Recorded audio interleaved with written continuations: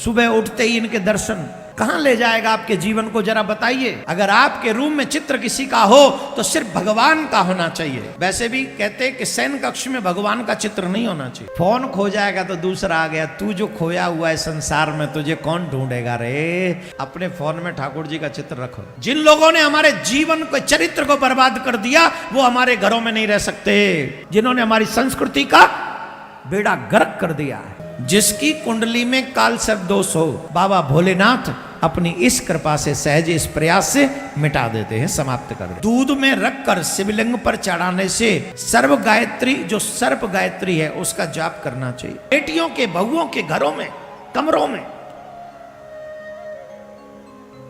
सुबह उठते ही इनके दर्शन, रात को सोते हुए इनका दर्शन कहां ले जाएगा आपके जीवन को, जरा बताइए।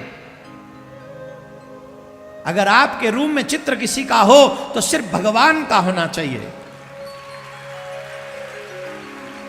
संत महात्माओं का होना चाहिए। वैसे भी कहते हैं कि शयन कक्ष में भगवान का चित्र नहीं होना चाहिए, शयन कक्ष के बाहर, क्योंकि पति पत्नी साथ में रहते हैं तो भगवान से तो हमें मर्यादा ही रहनी पड़ेगी।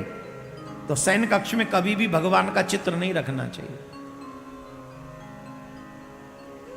मोबाइल में जरूर रख लो, सबसे पहले उठो तो ठाकुर प्रिया कांजू का ही दर्शन हो जाए, और किसी का मुंह मत देखो। मुझे पता है कईयों ने अपने मोबाइल पे डीपी प्रिया कांजू की लगा रखी है। किसने वॉलपेपर लगा रखा है प्रिया कांजू का? अरे वाह। अच्छा, कई ऐसे महानात्मा जिन्होंने अपनी फोटो चिपका रखी है, अपने फोन में अपनी फोटो खो जाए तो हम पता चला, अरे तेरा भला करे। फोन खो जाएगा तो दूसरा आ गया, तू जो खोया हुआ है संसार में तुझे कौन ढूंढेगा रे, तुझे कौन ढूंढेगा। आप सबसे आग्रह, पूछो क्या? अपने फोन में ठाकुर जी का चित्र रखो। जितने भी लोग यहां मेरी बात सुन रहे हैं, जिस देवता को मानते हो, जिस देवी की मानते हो, उसी का चित्र रखो। सोने के पहले जस्ट उनका दर्शन करके सो जाओ, और सुबह सबसे पहले उन्हीं का दर्शन करो। मैं वचन देता हूं, आपके जीवन की 80% प्रॉब्लम्स सिर्फ इस एक छोटे से कार्य से मिटने लग जाएंगे। और एक निवेदन कर रहा हूं, जितने भी घरों में हीरो हीरोइन के चित्र हैं, अगर तुम्हें कन्हैया से थोड़ा भी प्यार है, आज ही उखाड़ के, फाड़ फूड़ के बाहर कर दो, आज ही। जिन लोगों ने हमारे जीवन को, चरित्र को बर्बाद कर दिया, वो हमारे घरों में नहीं रह सकते।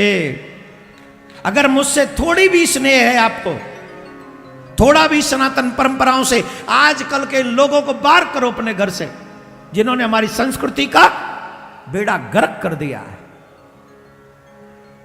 देखो, अब आप कहेंगे महाराज ऐसे क्यों कह रहे हो, ये तो हमारी मर्जी, हम इसलिए कह रहे हैं एक नाव में पांव रखो, या तो डूबने वाली में वही में बैठ जाओ, या फिर तरने वाली कन्हैया की नाव में बैठ जाओ। तुम डिसाइड करो कौन सी नाव में बैठना।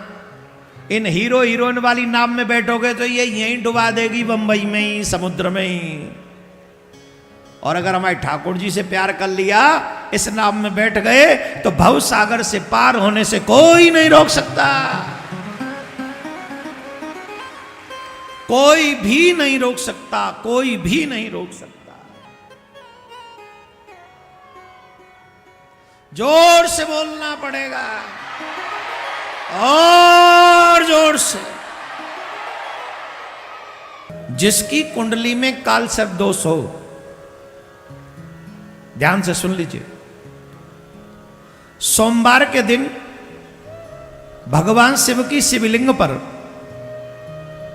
गंगा जल मिले हुए जल से महामृत्युंजय का पाठ तुम कर नहीं सकते, इसलिए एक ब्राह्मण को बिठालकर 108 बार लगातार 7 दिनों तक जो मनुष्य अभिषेक करता है, चंदन युक्त धूप महादेव को अर्पित करता है, उसके कुंडली के काल सर्प दोष को बाबा भोलेनाथ अपनी इस कृपा से, सहज इस प्रयास से मिटा देते हैं, समाप्त कर देते हैं।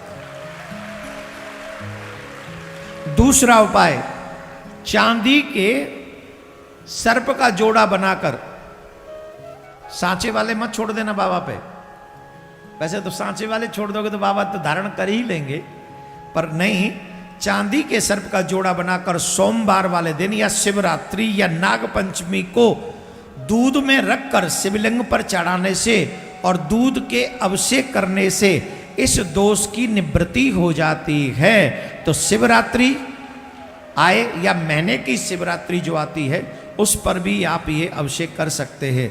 सर्व गायत्री, जो सर्प गायत्री है उसका जाप करना चाहिए, या महामृत्युंजय का जाप उस समय करें। लेकिन दोनों ही जाप आप नहीं कर सकते, तो जितना प्रयास आप करें वो ब्राह्मण देवता जो यज्ञोपवीतधारी हो, जो गायत्री जाप करने वाला हो, एक ब्राह्मण को अवश्य बैठाल कर कहें कि आप ये मंत्र बोलते रहिए, हम अभिषेक करते रहेंगे, अभिषेक आप ही को करना है। तो सर्प गायत्री भी इस समय है, पर इस समय यहाँ बोलना उचित नहीं है, इसलिए हम लोग आपको बोल के नहीं सुना रहे हैं।